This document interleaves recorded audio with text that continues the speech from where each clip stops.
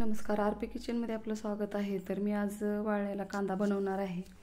तर यासाठी 2 किलो कांदे घेतलेले आहेत। तर अशा पद्धतीचे मोठे कांदे घ्यायचे आहेत, एकदम मासाळ असे कांदे घ्यायचे आहेत। तर वरचं आणि खालचं देठ काढून घ्यायचं याचं, आणि वरचं बारीक पाचोळा काढून बाजूला काढून घ्यायचं। एकदम कांदे सगळे स्वच्छ करून घ्यायचे।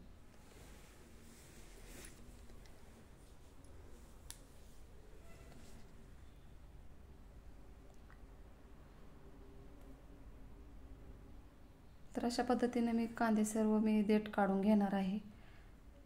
तर तुम्हाला एक कांदा मी कट करून दाखवणार आहे। तर अशा पद्धतीने उभ्या आकारामध्ये कांदे कट करून घ्यायचे। तर बारीक काप करून घ्यायचे उभ्या आकारामध्ये।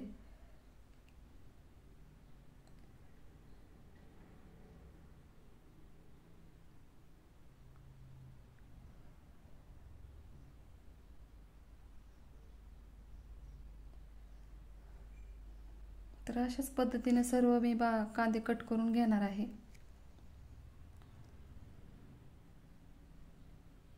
तर सर्व फोडी एक बाजूला करून घ्यायचे एक एक।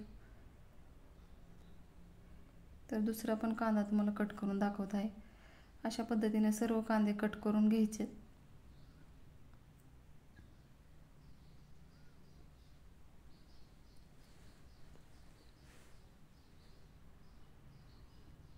तर कांदा कट करताना त्रास होत असेल तर थोडंसं हवेमध्ये कांदे कट करायचे। तर आता सर्व कांदे मी कट करून घेतलेले आहेत। तर आता सर्व एक सुटसुटीत अशा फोडी करून घ्यायच्या त्याच्या, आणि एका मोठ्या भांड्यामध्ये टाकून द्यायचं कट केलेला कांदा, आणि 2 ते 3 ग्लास पाणी टाकून याला धुवून घ्यायचे चांगलं। कांदा धुतल्यामुळे इळीनं चिरल्यामुळं कांदा किंवा बताईनं चिरल्यामुळं त्याला काळपटपणा येत नाही, यासाठी धुवून घ्यायचं कांदा कट केल्यास, आणि एका चाळणीमध्ये पाणी निथळण्यासाठी ठेवायचे।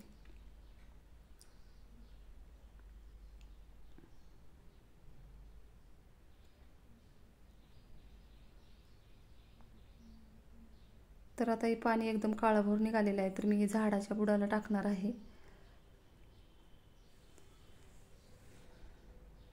तर आता पाणी एकदम छान नितळलेलं आहे। तर आता उन्हात नेऊन वाळत घालायचं आहे।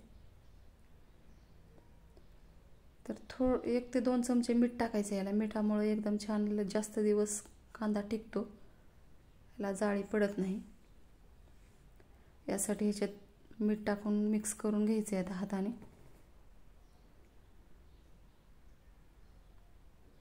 तर आता उन्हामध्ये वाळत घालायचं आहे। तर एकदम पातळ असं पांगवून वाळत घालायचं आहे। तर आता कांदा वाळलेला आहे, 2 दिवस झालेला आहे वाळून, एकदम छान असा कुरकुरीत झालेला आहे। तर बघू शकता। तर एका बॅगमध्ये भरून घ्यायचं आहे। तर मी अशा कपड्याची बॅग घेतलेली आहे, आणि याच्यामध्ये भरायचं आहे आणि फ्रीजमध्ये ठेवून द्यायचं आहे, जशाला तसा कांदा राहतो।